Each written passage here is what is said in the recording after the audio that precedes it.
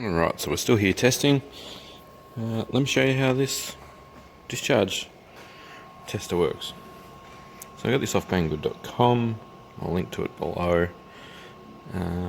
It is a 185 watt rated capacity tester. The idea behind this is put your current sense leads, which are the big ones, and your volt sense leads on your terminals. It also has the ability to do USB and like power supply testing. It's got a USB-C, a micro, and a USB type A maybe? USB mini micro C that goes on there. Once you've got it attached to your battery, it's very good. This one defaulted straight to English, which was nice. You don't have to go searching through the menu to try and find your relevant language. So the screen's probably brighter than it looks on camera. A bit hard to show. But I've got this set up so that it cuts off at 10 volts under load with this discharge test for these batteries. You've got the current that we're going to pull, and CC stands for constant current. Current battery voltage, the current we're pulling, the power in watts we're pulling, there's a resistance measurement, there's a watt hour measurement, and then there's a milliamp hour measurement for capacity. And then we can cycle them up and down and change them as much as we want.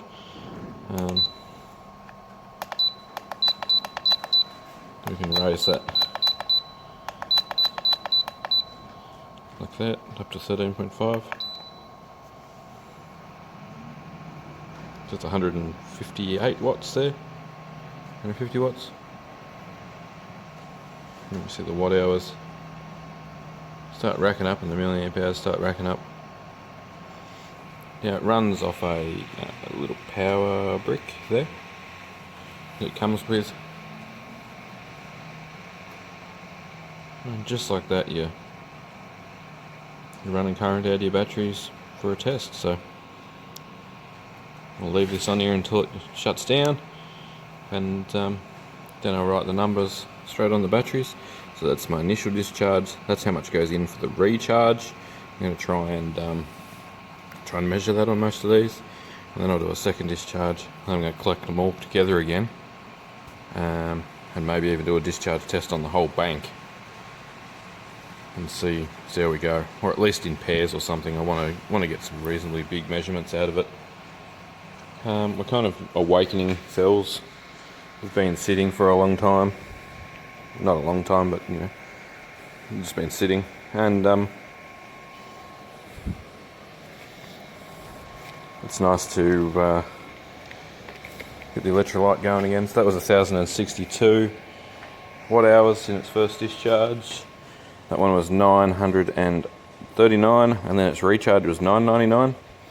I'm not sure if that got stuck at 999. You can see it's still there. Yeah, I wonder if 991.9 is the max for that. Anyway, we put 95 amp hours back in that one. Currently charging this one back up. We only got 847 out of that the first time, but that was the lowest rated cell we've got at 90-ish amp hour. And we can stop the blue test. When it's gone blue, it's completely ready to go. And we can stick that back on this one.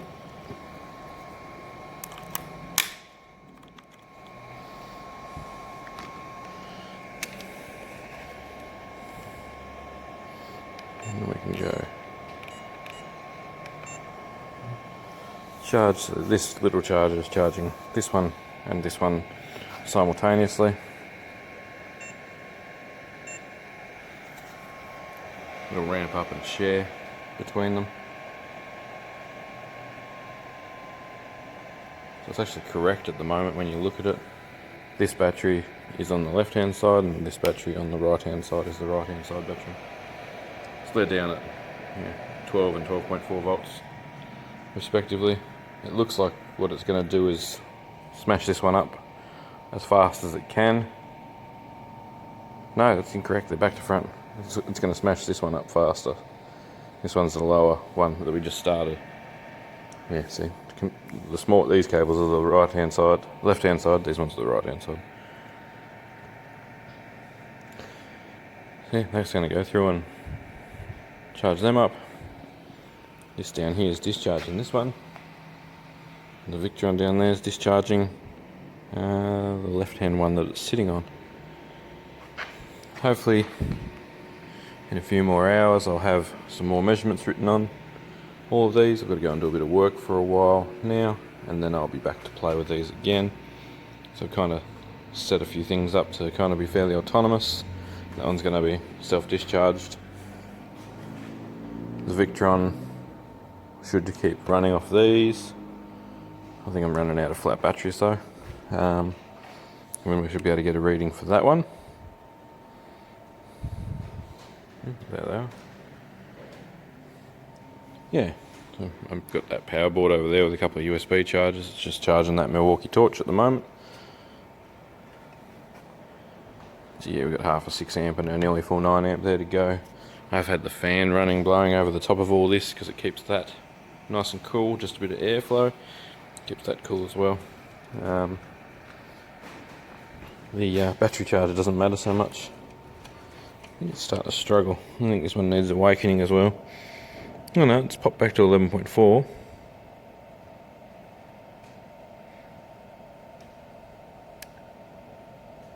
I've only pulled 40 watt hours so far. 40 amp hours, sorry. Yeah, so it's a bit of a process, as you can see, to do something like this, but it's got to be done. At the moment we've got 1, 2, 3 batteries hooked up there. I'll move those leads over and we'll hook up this 4th one, and we'll leave the charger on them so that later on today they'll be ready to move along with the discharge test. That one's ready, that one's testing now, so if I can get these 4 ready for their initial tests, that'll be them done. Yeah, that's basically what we're doing. So I'll do a bunch of discharge tests with this thing and let you know how it goes. It's pretty happy at about 11 amps there. I reckon it might thermal throttle, which is, what's that? It's 133 watts it's discharging at. It's pretty cool. Yeah, I had high hopes for that being a good discharger, but it's really not. It's only 5 watts. So yeah, it's no good. You can use it for a kind of regenerative discharge, but it doesn't work very well. So yeah, that's what we're up to.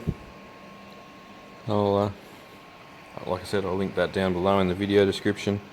They're not expensive, and if you have access to second-hand batteries, this may be a very good way for you to drop a charge test on the battery, run some capacity out of them, because you can't just run on how much power goes into one. So if you test with a discharge tester like that, you may be able to find some good batteries at scrapyards.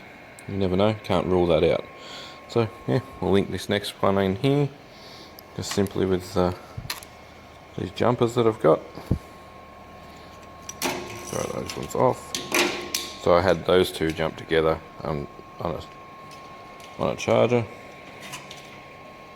It may look like a maze, but it's actually pretty simple.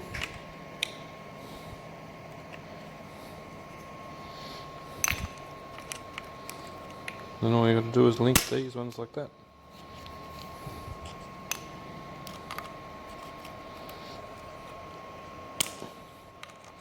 Be nice to have some better alligator clips. I need to probably invest in some.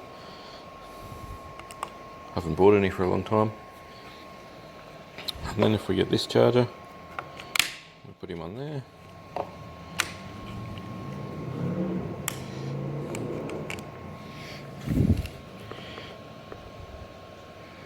Work it up. We've got 12.5 in that 4-pack of batteries. Because theoretically that's 400 amp hour, we'll probably need to leave that on for a while to get them awakened up. I think that does 8 amps. Yeah, 8 amps. So it's not exactly a super quick battery charger, but yeah, we'll keep persevering with these until we get some nice numbers. If we get any that are real low, I might take them back. Sorry, camera cut. If I get some low ones, I might take them back to the guy I got them off, or just put them in use somewhere else. These are good, you can pair them with other batteries, so I may be able to find uses for them elsewhere. I wouldn't mind putting one in my transit truck, just as a storage battery for running the fridge and things like that, so it's not going to be the end of the world if one is a bit low. He does have others, and pretty cool fella, so he will basically want the best for whatever pack I'm building. Yeah, these come out of storage for a telecom setup somewhere in Tasmania. And yeah, hopefully we get some good numbers out of them, get some good power out of them. They weren't expensive, about $100 each on average. So yeah, can't wait to get these all tested up and get them installed in a pack. Currently Dad should be decommissioning the flooded lead acid cells he's got there, putting them in a pile ready to go to my place. I'll recycle them after I've done some testing, because obviously I've got all the gear to test this crap. And yeah, it'll be good. Thanks heaps for watching. I'll keep updating this as I go through these, and yeah, some of you will be sick of these videos about lead acids soon, but it's all good. It is what it is. We just running what we got our hands on cheap. If I could buy a Tesla, this is theoretically about 12 kilowatts of power, 13 kilowatts of power, something like that. If I could buy a Tesla Powerwall for this price, I would, but you know, like Tesla Powerwalls are what, 15 grand in Australia, something along those lines. So this is our option, and this has a end of life recycle value as well, so we can sit on these. I've got plenty of places I can store these, and I've got a forklift, so I can stack these up on pallets when they do die until the price of lead goes up. You know, it only takes some kind of conflict, or some battery manufacturer wants to make a ton more batteries out of lead. The more you can stack up, the less supply there is in the market. Stack up your batteries, and you may have a chance of selling them for good money. I have got as high as $500 a ton previously, so I reckon if I actually shop around I could get higher than that when the price of lead's high. But yeah, that's something you've got to look at. Like, these have got value at the end of life, which is just awesome. These generally don't have as much value at end of life, and you can't just take them to a scrapyard and turn them into cash really quickly if you needed to. So yeah, we'll keep discharging, and next video you see, hopefully we'll have some more numbers on batteries. Thanks for watching.